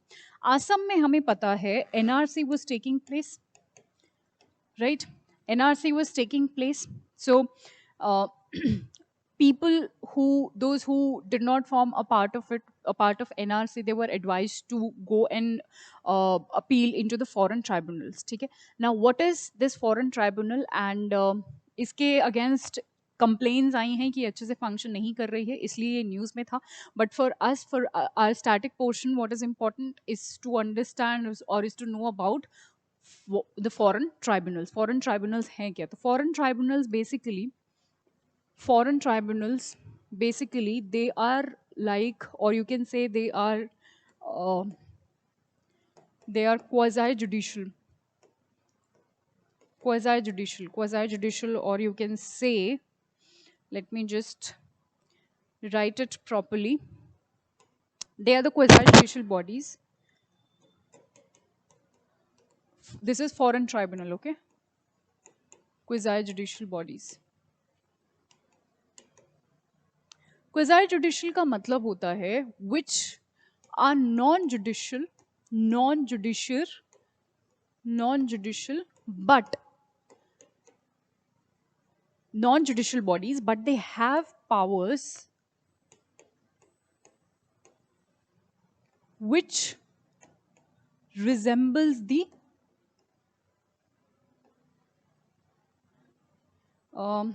just a second, which resembles the court, which resembles the court of law या फिर courts या फिर court of law. ठीक है. Though they are non-judicial bodies, but they have power which resembles the court, right? And we refer to them as quasi-judicial bodies, and foreign tribunals are the quasi-judicial bodies only. Now, what is their main purpose? ये करते क्या है? Basically, they decide if there is any illegal person staying in India. ठीक है? Illegal person.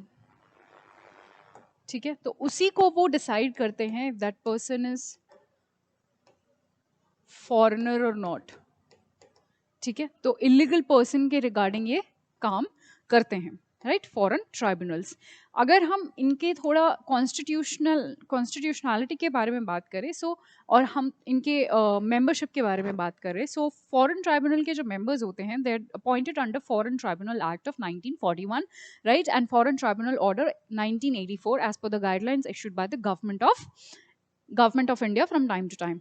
अ member, और वो member जो होते हैं वो कौन कौन हो सकते हैं? A member could be the retired judicial officer of the Assam judicial services or a retired civil servant, right? But that civil servant should not be below the rank of secretary and additional secretary with judicial experience. Judicial experience भी उनको होना चाहिए, और एक कोई practicing advocate भी हो सकते हैं, not below the age of 35 with at least 7 years of practice. So these are the eligibility criteria for to be basically a member of foreign tribunal. All right, so this was about foreign tribunal.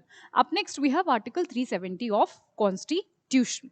Article 370 recently Arunachal Pradesh के जो chief minister हैं वो plan कर रहे हैं कि हम एक डेलीगेशन लेके जाएंगे New Delhi for some amendments in this article, for some amendments in article 371H, because 371H deals with Arunachal Pradesh, ठीक है, which has special provisions pertaining to the state in order to place it with, they say कि नागालैंड के जो provisions हैं उनके equal rights हमें नहीं मिले हुए, अरुणाचल प्रदेश को नहीं मिले हुए, and that is why they are basically they sought some kind of amendments in article 370 ताकि नागालैंड के equal rights उनको मिल जाए. So they want to be at par with Nagaland, which comes in article 371A, right?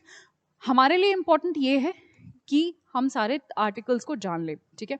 371, article number 371, इसका जो subject matter है, it deals with special provision with respect to the states of Maharashtra and Gujarat, ठीक है? 371A we have already discussed, it deals with Nagaland. B deals with Assam. Let me just stand here. so that you can take a screenshot of it and you can revise them.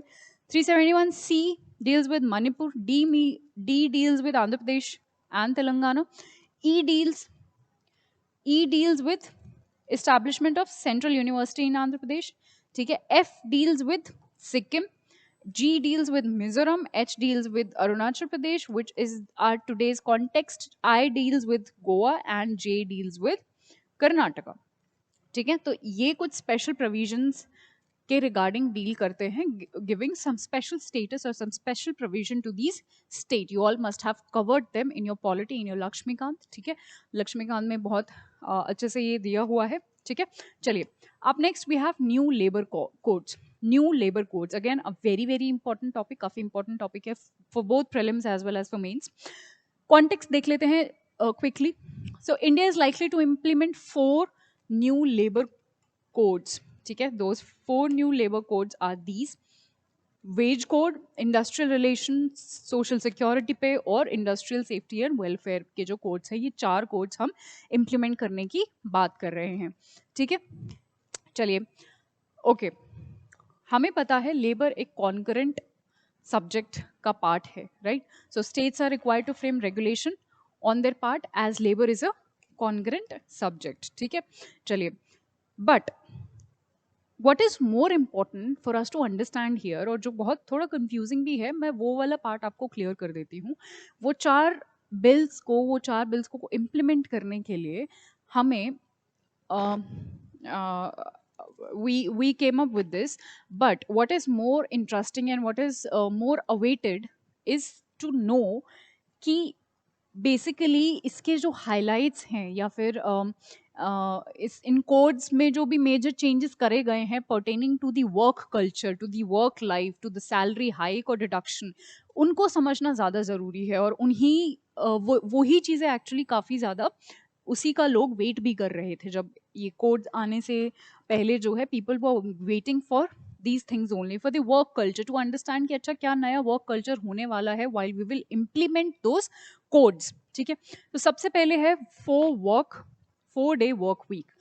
अभी तक क्या होता है, we work 5 days in a week which is Monday to Friday,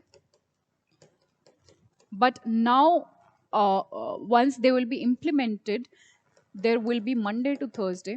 The work week will be Monday to Thursday, but there's a catch here. You need to remember this कि work hour हमें 48 hours ही complete करने हैं in a week. Earlier also we had to complete 48 hours of work in a week, and now also we have to complete 48 hours in a week. ठीक है. चलिए देखिए, see, suppose 4 day we are working. Initially we were working 5 days, which is Monday to Friday. Now it is Monday to Thursday. यहाँ भी हमें 48 hours complete करना था per week. यहाँ भी हमें 48 hours complete करना है per week. यहाँ पर हम कैसे complete करते थे? We used to work like 9 to 10 hours per day. तभी हमारा 48 आवर्स का टारगेट हम अचीव कर पाते थे. यहाँ पर हमें क्या करना है? We have to increase this number of hours per day. We have to make it 12 hours per day.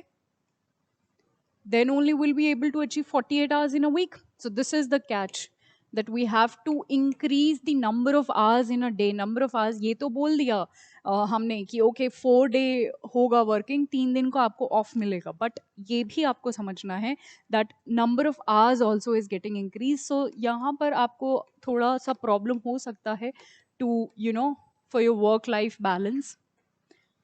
So this we need to really take care of कि वर्क लाइफ बैलेंस आपका कैसे होगा while we are implementing this. इसके definitely इसके advantages भी हैं, because Monday to Thursday होगा तो 3 days you will get off, Friday Saturday Sunday off होगा. ठीक है. So we can call it, people generally call it extended weekend. So you will get a extended weekend. ठीक है. So this is definitely a plus point of it, but again you have to see how psychologically you can balance your life with it. Okay, so this is 4 day work week. I hope it is clear to you now. Second point is or the second highlight or the significance is management. So it will also drastically alter the way industrial houses treat their employees, definitely. ठीक है. Sweeping changes इसमें काफ़ी सारे हैं. These are expected to introduce sweeping changes that would affect both जो भी businesses हैं along with जो भी workers हैं, ये दोनों को ही impact करने वाला है for obvious reasons. Next is short term work contracts. So employers would have greater flexibility in rolling out short term work contracts. Fifth है new social security net.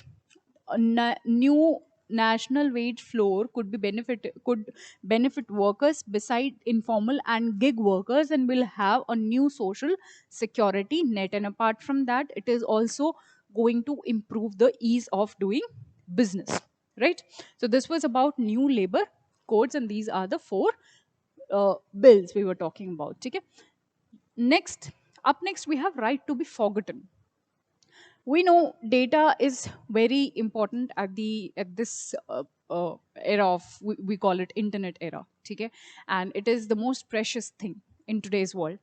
Now, what is this right to be forgotten, and why was it was there in the news? Actually, we do not have any strict legal framework or any strict central law which deals with this type of things, or which deals with the data privacy especially. ठीक है. तो इसीलिए ये, it stays in the news pertaining to the data privacy. It says that it is not protecting us. ठीक है.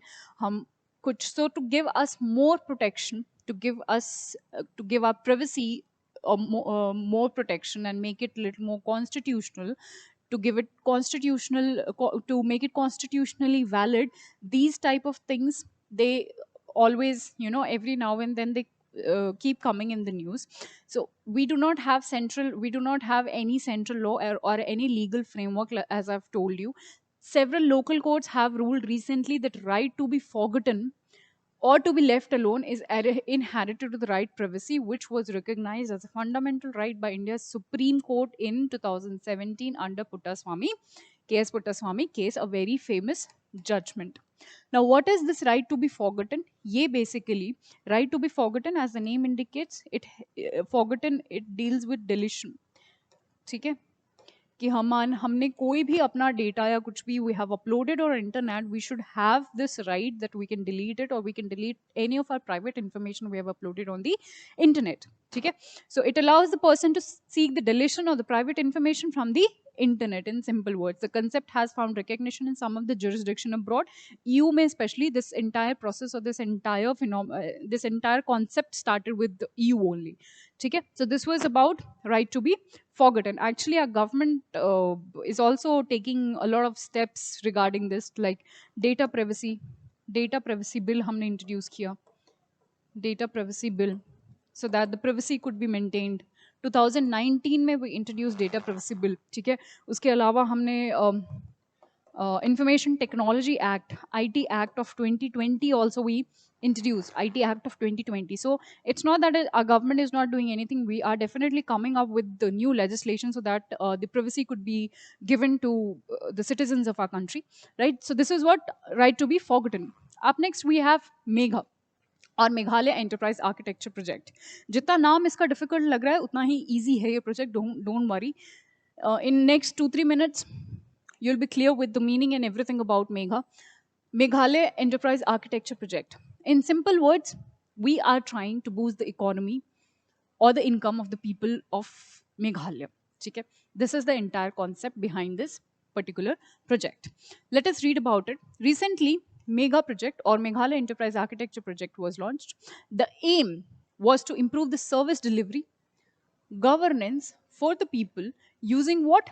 Digital technologies.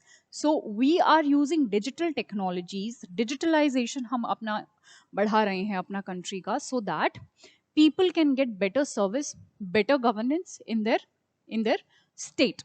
ठीक है. Enterprise architecture से हमारा यहाँ पर क्या मतलब है? So it is a process by which organisation standardise and organise IT infrastructure to align with business goal. Again, in simple words, we are trying to digitalize of entire concept of service delivery, good governance, providing better services to the people, boosting their income, boosting the economy of the entire state. ठीक है, तो digitalisation के through हम ये सब achieve करने की कोशिश कर रहे हैं under this particular project. So this initiative is spread across 6 pillars. What are those 6 pillars which are included in this? First is governance, second is human resource, then we have entrepreneurship and primary sector, infrastructure and environment, and envision to make Meghalaya the high income state by 2030. This I have already told you. Okay? And this is also a part of Digital India mission. Since we are using digital technologies, or we are taking help of IT, we are making things digital. Of course, it forms a part of Digital India. It comes under that only. यहाँ पर India enterprise architecture का नाम भी आपको सुनने को मिलेगा. ये भी एक फ्रेमवर्क है for developing a holistical architecture, treating the government as a single enterprise or more realistically as an enterprise of enterprises जो कि interrelated ही function करेंगे. ठीक है, so basically this will ensure the privacy along with a better delivery system, better delivery of services you can say. ठीक है, क्योंकि things are going digital. Digitalisation जहाँ पर आता है वहाँ पर सबसे जो मेजर कंसर्न हो जाता है that is the privacy concern.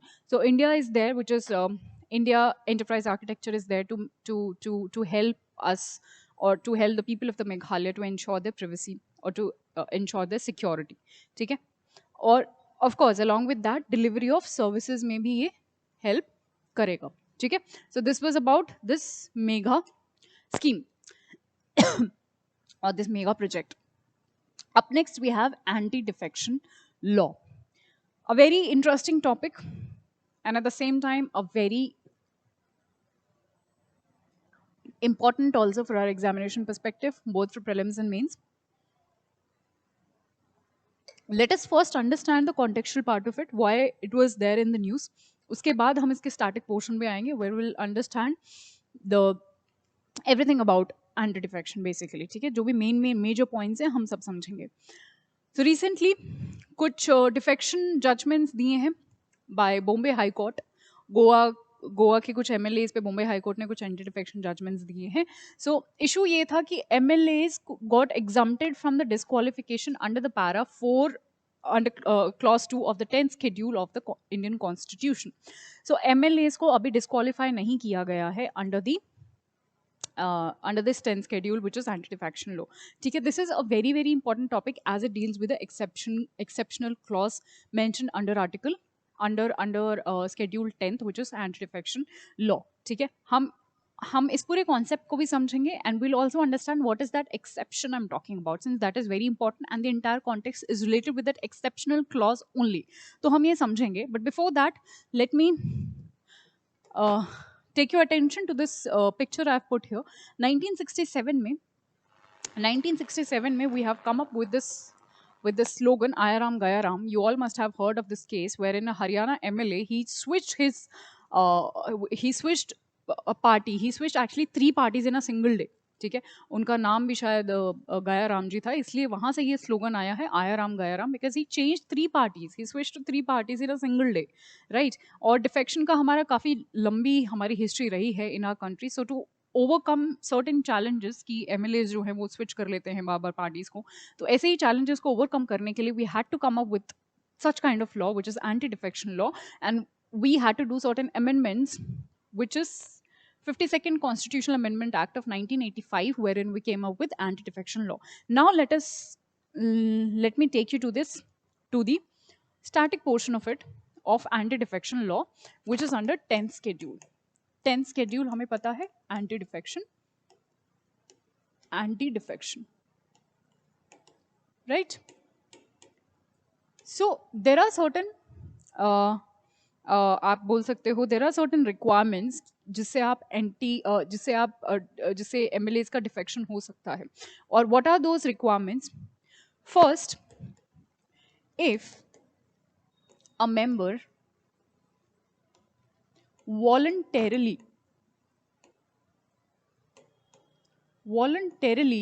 gives up, voluntarily is the word to be underlined here. So if a member voluntarily gives up the membership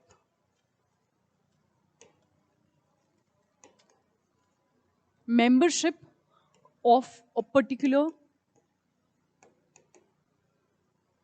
party he belonged to, right? If he voluntarily, अगर वो खुद से ही party resign कर दे, voluntarily gives up the uh, the membership of the party, तो he'll वो उनको हम वो डिफेक्ट पार्टी उनको डिफेक्ट कर सकती है, पार्टी से निकाल सकती है, ठीक है. सेकंड है, if the member abstain from voting or vote in some opposite manner as directions given by the party whip. Party whip ने जो डायरेक्शंस दिए हैं कि आपको इनको वोट करना है, इस मेंबर को वोट करना है या इस रिगार्ड इसको वोट करना है, and if that member abstain, या तो वो वोट करता ही नहीं है या फिर जो पार्टी whip ने बोला है उस अकॉर्डिंगली वोट नहीं करता है, तो तभी भी उसको पार्टी से निकाला जा सकता है. But now kindly pay attention here, there is an exceptional clause under anti-defection law which says कि if there is a two-third merger you have to remember, two-third members का merger होता है with another party, with another political party, अगर ऐसा कुछ होता है तो हम उसको डिफेक्शन के अंदर नहीं काउंट कर सकते, ठीक है. So this is an exceptional clause, and using this exceptional clause only Bombay High Court has given this judgment कि गोवा के जो MLAs थे उन्होंने, I think there were 15 MLAs और उसमें से 10 लोगों ने 10 लोगों ने इसे दूसरी पार्टी ज्वाइन करी है which fulfills the criteria of two-third merger, ठीक है. दैट इज वाई उनको हम इस लॉ के अंदर नहीं पुट कर सकते हैं, ठीक है. So this is the exceptional clause using which the MLAs got exempted from the disqualification under 10th schedule, which is anti-defection law, ठीक है. That is all you had to remember about anti-defection law regarding the present context of this news, ठीक है. Up next we have digital sovereignty. Digital sovereignty, we know that a lot of data we put on the internet is saved on the public cloud, right? And even the service centers, the data service centers जहाँ से जो भी data है वो upload होता है is not situated in the native country, ठीक है. दूसरी कंट्रीज में भी डेटा हमारा चला जाता है. So in order to secure our data we came up with this digital sovereignty concept wherein it talks about or it demands that individuals' data which is stored in the digital form in the cloud must be kept within the country. Sovereignty का मतलब ही होता है country. I mean within the country आप बोल सकते हो, ठीक है. अपनी कंट्री का, ठीक है, अपनी कंट्री के अंदर we are talking about that our data whatever we are putting should be secure, should remain inside our country only. It should not be shared with the foreign entities, right? This is what we are demanding here through digital sovereignty, okay. So importance इसकी तो हमें पता ही है. I don't really need to emphasise more upon the importance of digital sovereignty and the privacy of our digital data. It is one of the most important things we can achieve in today's era. So there is a need to reap the digital dividend of faster growth and more jobs and better service by expanding the affordable and safe internet access to all. Data sovereignty also has its importance in Make in India initiative, ठीक है. Definitely, there are many things which we can do using the digital things, but at the same time, we have to keep it a balance of providing security to our people, providing assurance to our people that okay, your data is safe, right? And that is how only a sustainable things or a sustainability will happen, will come. ठीक है? Okay, so that was about there's nothing actually much you need to remember about. बस आपको ये term के बारे में मैं आपको थोड़ा सा मैं चाहती थी that you should know about this term, right? UPSC has this habit of putting some term and they'll give you options and they'll ask you about what is it. So if there's any term you come across and you don't know the meaning of it, just Google it once, ठीक है? एक बार आप उसके बारे में थोड़ा सा देख लीजिए, and if you feel that you'll forget it, just jot it down wherever you're writing, you're making your notes, and revise it just before your exam, right? Okay. Up next we have Election Laws Amendment Bill 2021. Recently Election Laws Amendment Bill पास हुआ है 2021 में, लोकसभा से ये पास हो गया है. So this bill actually talks about कि electoral जो रोल है, इलेक्टोरल रोल का जो डेटा है और जो भी वोटिंग आईडी कार्ड्स हैं उनको हमें आधार से लिंक कर देना चाहिए. So it talks about the linking of electoral rolls and the voting ID, right, with the Aadhaar. Okay okay. Now let us see कि कुछ क्या salient features हैं, and then we'll also address some of the concerns related to it. But first understand the salient features of it. Deduplication of electoral roll. For that, let me take you to this deduplication.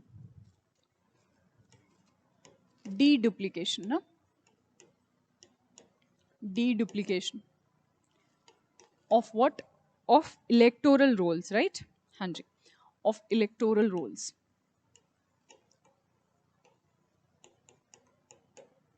बहुत सारे ऐसे cases हैं जो हमारे सामने आते हैं where in there is one person और उसके नाम जो हैं वो अलग अलग जगह पे अलग अलग नाम से, ठीक है, अलग अलग स्टेट्स में हो सकता है, अलग अलग जगहों पे भी हो सकता है, in the same state electoral rolls में प्रेजेंट है. So there is only one person but he is registered at many place, ठीक है. इससे क्या चांसेस होते हैं? इससे आप बोल सकते हो बोगस वोटिंग हो सकती है, ठीक है, फ्रॉड वोटिंग के चांसेस हो सकते हैं, right? So in order to overcome this duplication of thing, we will interlink the things with Aadhaar ताकि duplication ना हो सके. एक इंसान एक ही टाइम पे एक ही बार में एक ही उसका वोट उसको एक ही वोट के लिए वो eligible हो. He shouldn't be eligible for to vote like many a times, right? क्योंकि उसके बाबर repeatedly vote count नहीं होने चाहिए. There should be just one vote which should be counted at one person's name, right? So for deduplication we are linking this Aadhaar. इससे ये problem solve हो जाएगी, I'm sure solve हो जाएगी. Second is bringing gender neutrality. Okay, gender neutrality. How this gender neutrality will come इस amendment bill से. आप सबको पता होगा that there are people actually इस bill से पहले जो bill थे उसमें there was a word which was written as wives of you can say people who are in service, especially the armed service.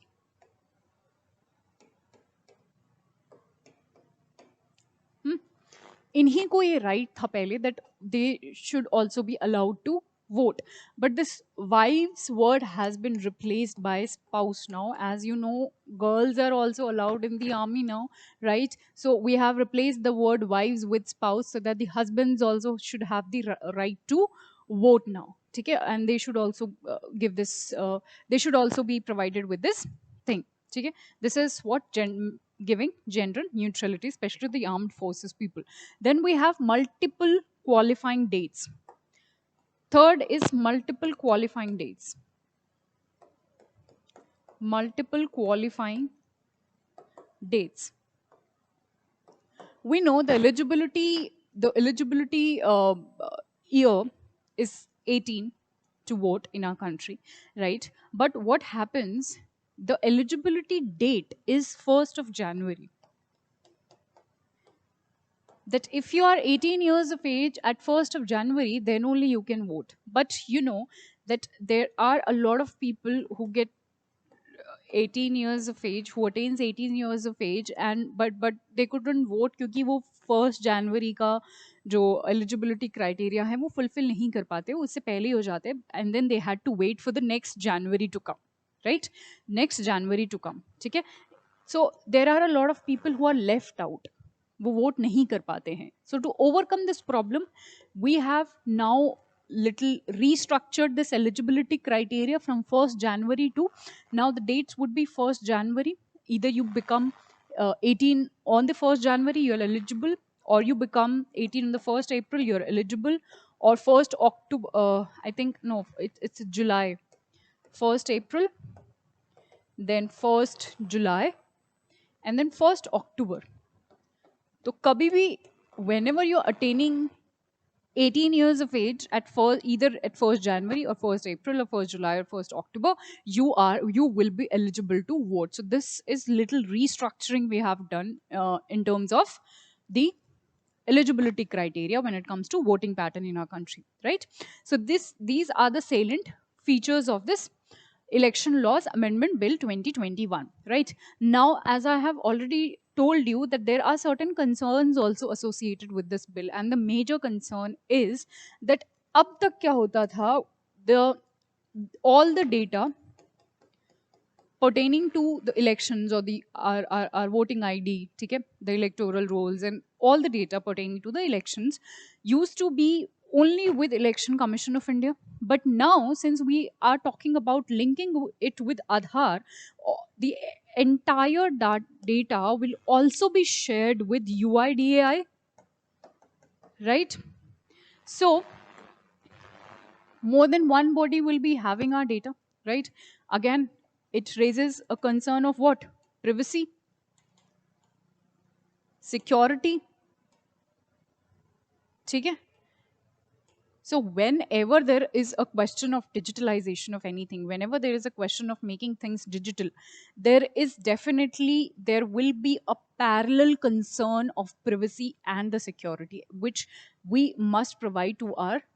our government must provide to the citizens of our country. So this is something we need to take care while we are planning such things. Just that I wanted to tell you. Up next, we have contempt of court. A very, very important topic. Context सबसे पहले समझ लेते हैं, then we'll focus on the definitely the static portion of it also. So the context is that recently what has happened, Supreme Court has held that its power to punish for contempt of court under Article what? Under Article 129 is a constitutional power. And Supreme Court is of the opinion that nobody can take it away as it is a constitutional power. Okay, this is the recent context. We'll understand where exactly it is mentioned. I mean, it is not exactly mentioned. These words are not exactly mentioned anywhere in the Constitution, but there are certain articles which deals with this specific thing. So we'll understand, we'll read those articles, as well as we'll also deal with the static portion of contempt of court, wherein we'll be understanding what is civil contempt, what is criminal contempt. ये सब हम समझेंगे, ठीक है? So Article 142 Clause 2 states that subject to the provision of any law made in this behalf by Parliament, the Supreme Court shall have all and every power. You have to remember this. The Supreme Court shall have all and every power to make any order or punishment of contempt of court. This is what Article 142 Clause 2 says, right?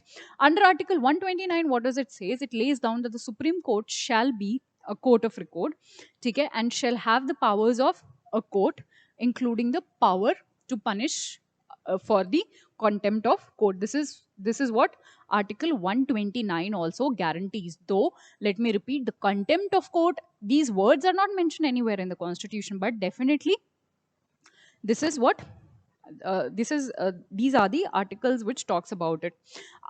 If we talk about contempt of court itself, so contempt ka matlab hi hota hai that in some way or the other we are disrespecting the court. This is the simplest meaning of contempt of court you can ever get, that we are somehow disrespecting the court. Either हम उसका disobey कर रहे हैं, or we are obstructing the judgment procedure of it. Somehow we are doing something, but we are disrespecting the court, right? This is what contempt of court talks about. And the power is regulated but not restricted in the Contempt of Court 1970 1. So the expression is not defined anywhere. I have told you this. But Article 215 में भी आपको इसका जिक्र मिलेगा, where is conferred a corresponding power on the high courts. ठीक है, हमें पता है अभी तक सुप्रीम कोर्ट में we have different powers, high court की अपनी डिफरेंट पावर्स होती हैं. सो if we talk about the high court, article 215 gives the right to the high court that it can punish regarding the contempt. Okay, all right. So okay, but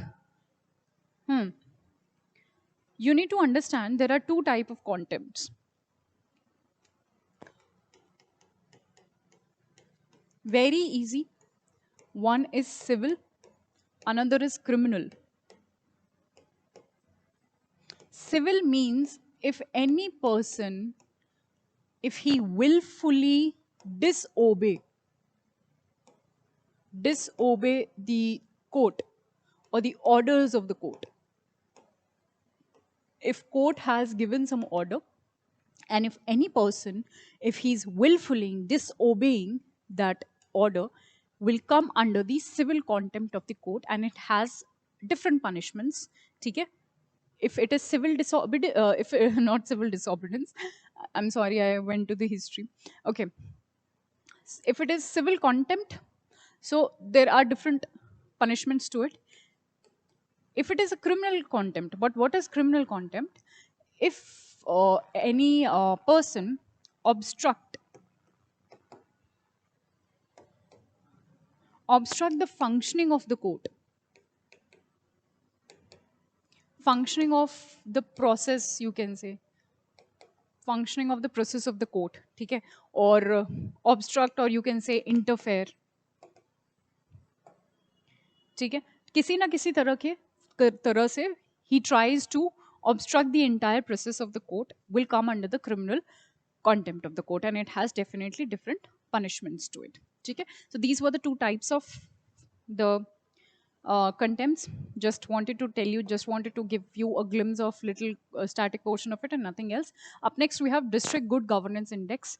There are just 2-3 things you need to remember. There is nothing much you have to remember regarding this topic. First thing is, what is this? So District Good Governance, as the name indicates, it is regarding Good Governance Index. So Union Home Minister, he recently launched this in Jammu and Kashmir. So this name you can remember, the name of Jammu and Kashmir you can remember, which is the first UT to have such an index. Okay? Jammu and Kashmir is the first UT to have such index. This is the first factual point which becomes important for an examination. Second, we should know a little bit about the index. कि ये index है क्या actually. So this index 20 districts में ये launch हुआ है Jammu and Kashmir के, and it has been prepared by Department of Administrative Reforms and Public Grievances, जिसको हम DARPG भी बोलते हैं, in partnership with the Union Territories Administration. और इस index में हम करते क्या हैं? This is important. So this you must remember. So in this index, the policies or schemes, the programs, जो भी central or state government के जो भी programs होते हैं, have been monitored at the district level. So to to make them available to the district people, ठीक है, this is the policy is all about that thing only. ठीक है, जो भी central या फिर state के जो भी schemes हैं या फिर programs हैं, ठीक है, so they should also be there at the district level. So this was about the District Good Governance Program. If you see here, so the programs related to human resource development, environment, agriculture, financial inclusion, or public health, even the social welfare and development, commerce और industry भी इसमें included है. और हमें पता है for state like Jammu and Kashmir, the industries are very, very important. You know, the providing job to people living in, especially the youth living in Jammu and Kashmir, is very, very important, and for that commerce and industry will play a major role. Okay, public infrastructure is again going to provide prove very, very beneficial for the people staying there. Judicial and public services, citizen-centric governance भी वहाँ पर provide होनी चाहिए. So these are some of the things regarding District Good Governance Index, right? Up next, we have Corruption Perception Index. Again, next index. So iske regarding, there's one factual point you have to remember, that who releases this. So you all must have heard of the name of Transparency International. Okay, so Transparency International is the body situated in Berlin.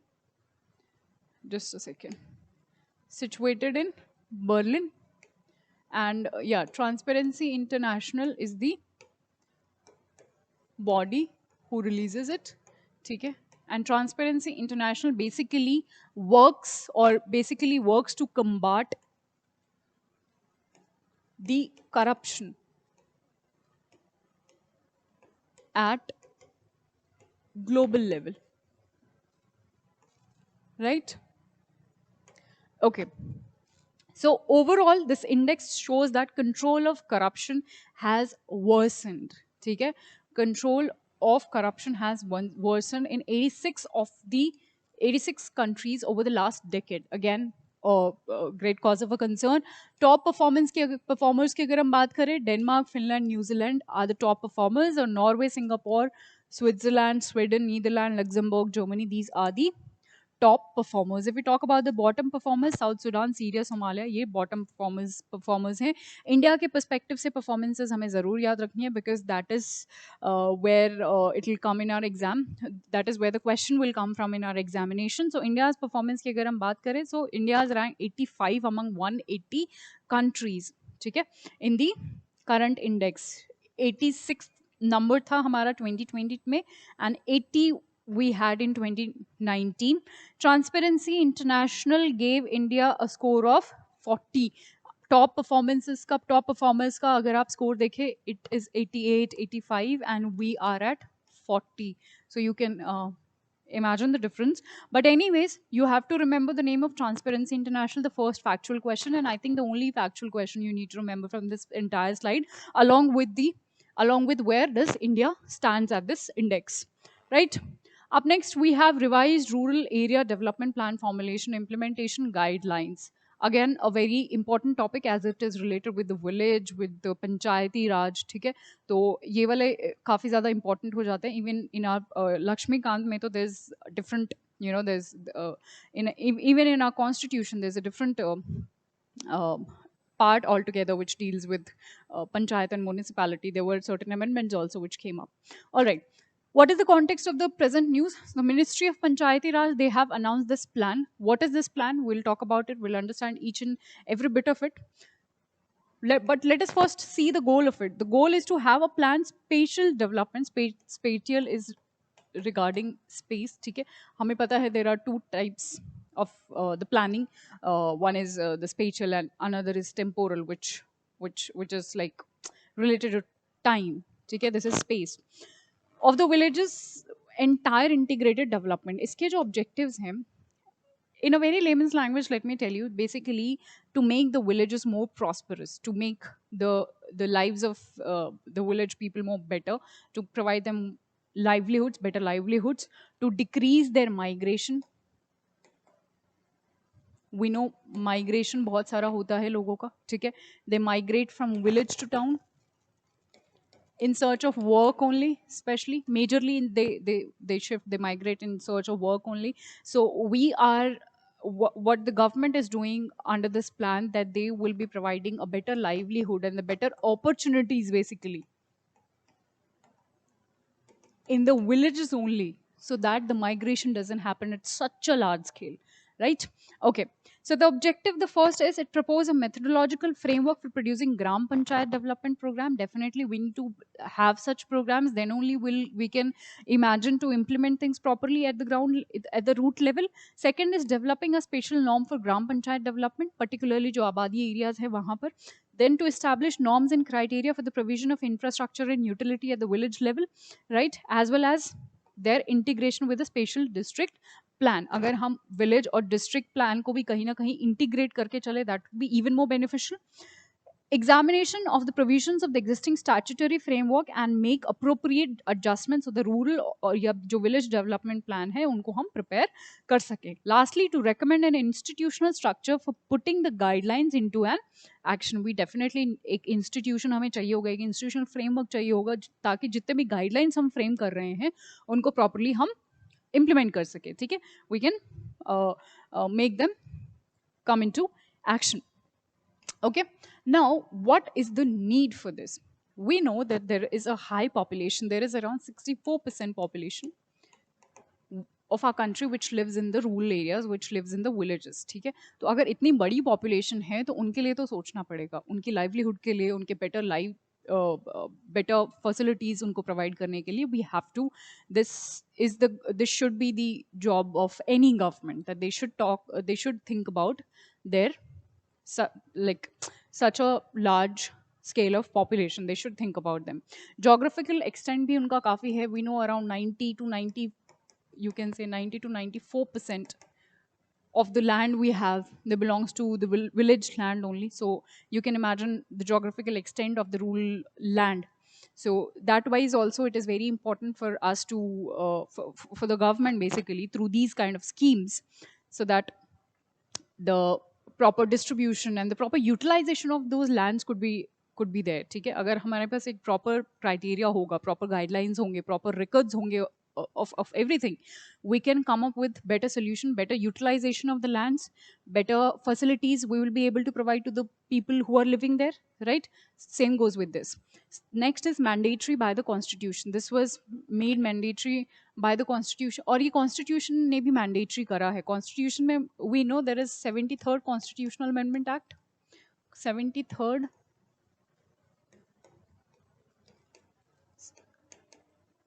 73rd Constitutional Amendment Act, Amendment Act of 1992, which deals with Panchayati Raj. Comment section में you have to tell me what the 74th Constitutional Amendment Act talks about. It's very easy. 73rd अगर किसी को भी पता होगा, he or she must be knowing about 74th as well. Okay. So next is wide economic activities. हमें पता है villages में there is a wide range of activities which takes place. Like for example, tourism is one sector which takes place, which can take place. ठीक है. Mining भी हो सकता है. And of course, the major factor, how can we forget it? Agriculture. Agriculture is the sector which takes place. So there is a wide, variety of, you can say, the activities, the economic activities which can take place. So अगर एक जगह पे इतनी सारी opportunities हैं, why not to have certain guidelines so that we can take best utilization of it, of the land, of the resources it has, right? Keeping in mind the sustainability of it. ठीक है, keeping in mind the sustainability of the environment I am talking about. ठीक है, हमें village को खराब भी नहीं करना है. We have to sustainably manage everything, we have to sustainably provide a better livelihood to the people living there, so that they don't migrate, so that they live a better life. ठीक है, need for the sustainable development, as I was talking about it, sustainable development is the need of the hour in terms of everything. Either if we talk about the climate change, we talk about any kind of development, we talk about any kind of development, the economic development, any kind of development, we talk about infrastructural development. Sustainable development should be there at the back of our mind, and then only accordingly we should plan our things, we should frame our things, right? So this was about this topic. Up next we have Forest Right Act. Forest Right Act, context ये है कि ये काफ़ी सालों से तो था, it was there since 15 years in the existence, but 2020 में the Ministry of Tribal Affairs has received some claims of which titles were distributed to 46 of the applicants. ठीक है, अच्छा, जो scheduled tribes and other traditional forest dwellers जो हैं, the act, this act of 2006 was enacted to protect these marginalized and the forest dwellers, basically the social economic classes of citizens, and balance the right to environment and their right to life and livelihood. So this 2006 wala act, you have to remember, a very important Forest Right Act of 2016. Now, this act identify 4 types of rights. 4 type के rights को ये act identify करता है. सबसे पहला, with Forest Right Act I'm talking about, सबसे पहला है title rights. It talks about the forest dwellers. Title right means forest dwellers must have the ownership right. Right? Ownership rights. Since they are living they are staying in that particular area from such a long time, they must have the ownership right. This is what title right talks about. Then next one is use right. Use right actually talks about that again, the forest dwellers only must have the right, or the rights actually has been extended, that now they can use even the minor forest produce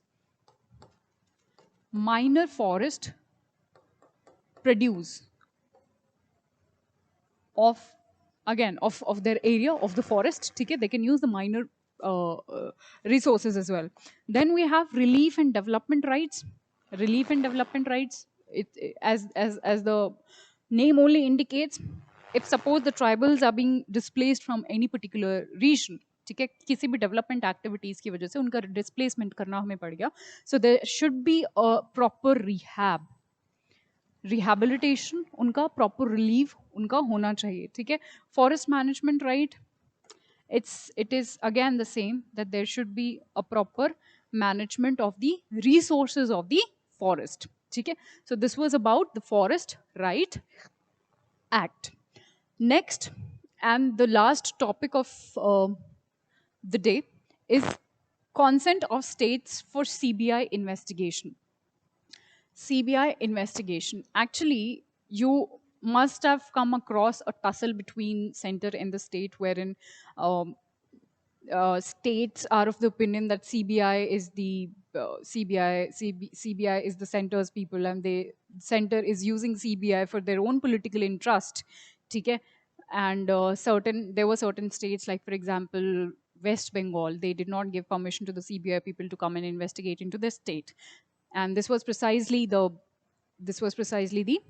tussle going on between the states and the center. And this is exactly our today's context, that recently Supreme Court bench has referred in a case in which CBI had filed an affidavit on the withdrawal of general consent to the CBI by several states. काफी सारे states ने जो general consent है CBI को वो देने से मना कर दिया, and that is why precisely it was in news. I'll definitely tell you what general consent is, what specific consent is, ठीक है. But before that, let us study about CBI as a static portion. CBI हमें पता है वो set up in 1963 by a resolution of Ministry of Home Affairs, but now it comes under the administrative control of what? DOPT, that is Department of Personnel and Training of the Ministry of Personnel, Public Grievance and the Pensions. Okay? And the establishment of CBI was recommended by which committee? This committee you have to remember, Santanam Committee, right? On the Prevention of Corruption 1962 to 1964. And it is not a statutory body, you have to remember this. It derives its power from where? Agar statutory body nahi hai, to powers kahan se aati hai? Derive its powers from Delhi Special Police Establishment Act of 1964. This again is a very important point, and you have to remember UPSC can confuse you with certain points. They can put you ki, acha, this is a statutory body, but no, it is not. It derives its power from the Delhi Special Police Establishment Act of 1946. Okay, if we talk about the constitutional basis of it, तो according to section 6 of Delhi Police Act only, जो 1946 जो अभी हमने पढ़ा है, under which the CBI functions, the state consent is required to extend the CBI investigation. ठीक है, state का consent होना जरूरी है. That is why states have this constitutional basis that they are denying the consent. Now, if we talk about the types of consent, there is a general consent. General consent का मतलब है that CBI is allowed to investigate in any type of cases. ठीक है, सारे type of cases के लिए CBI जो है वो investigate कर सकती है. So basically it's like a go ahead कि okay, we give you consent and now you can come in our state and you can investigate in any type of cases. If we talk about the specific consent, on the other hand, specific consent talks about case to case. ठीक है, specific consent है कि अच्छा कुछ cases में हम आपको consent देते हैं, पर दीज आर द केसेस इनमें हम आपको कंसेंट नहीं दे सकते. ठीक है, तो वो होते हैं स्पेसिफिक कंसेंट. ठीक है, बट डेफिनेटली अगर कंसेंट सीबीआई को मिल जाएगी तो it will be very helpful for them to investigate further. But there's this political interest of different parties and of different people due to which these kind of things are happening. But I am of the opinion that the state and the center should keep the political interest at a different, in a different room, and they should work together, especially if it comes to giving consent and working with such a central and such a prestigious body like CBI. So they must keep their interest aside and they must work together as a nation, right? So yeah, this was the end of the our today's lecture. I hope it was helpful to you. I am sure it is going to help you in preparing your polity current affairs. I covered almost all the important topics for polity, and we will come up with the environment topics as well for 1 year. Till then, stay tuned. Thank you so much.